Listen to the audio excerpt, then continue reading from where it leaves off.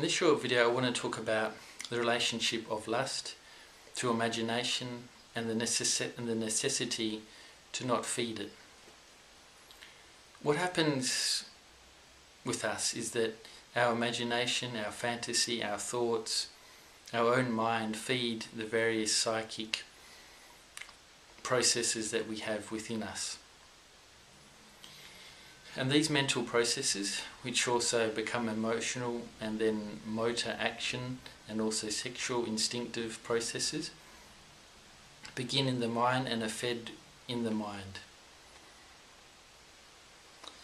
So if we're fantasizing, thinking a lot about lustful things, it's obvious that we're going to end up in lustful actions.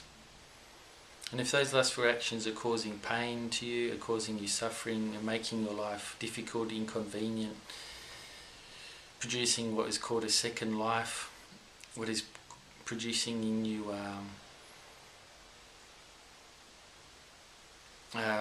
addictions, problems, etc., then I think you're wanting to change that.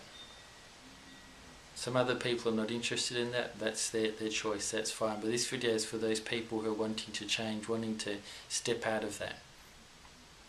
Okay, so one important rule, or one important thing, one important fact about all of this is that any lustful state, any problem, any big binge of lust that we get ourselves into began because we fed it with our mind, with our fantasy, with our imagination. Our mechanical imagination, that is, with memory, with thinking, imagining scenarios, images, etc., etc.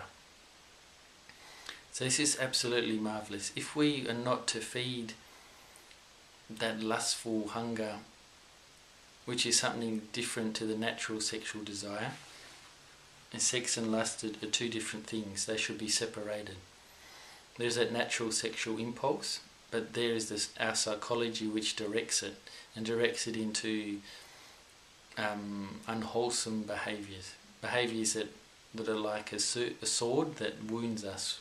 It might be pleasurable fun for a while, but later on it jumps back to bite us. Okay, so any problem that we get is being fed or begins in the mind. So if we stop feeding those lustful processes in our mind, our thinking, imagining, suggestions we should do this or that to satisfy our sexual appetite and hunger and impulses, etc., then we're going to get into problems for sure. So the control of that all starts up in the mind. And then knowing this really important fact is that our lustful thinking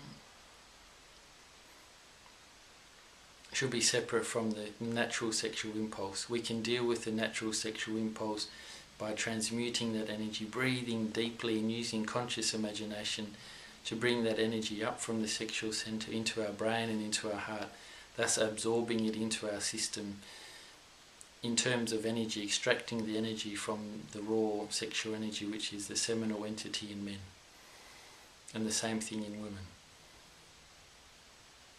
But the lustful processes in our mind, suggestions, images, fantasies, go there, do that, meet that, talk to that, watch that, blah blah, are just like processes that influence or try to direct, try to just get that impulse satisfied. But we can, so in an undignified way actually, but we can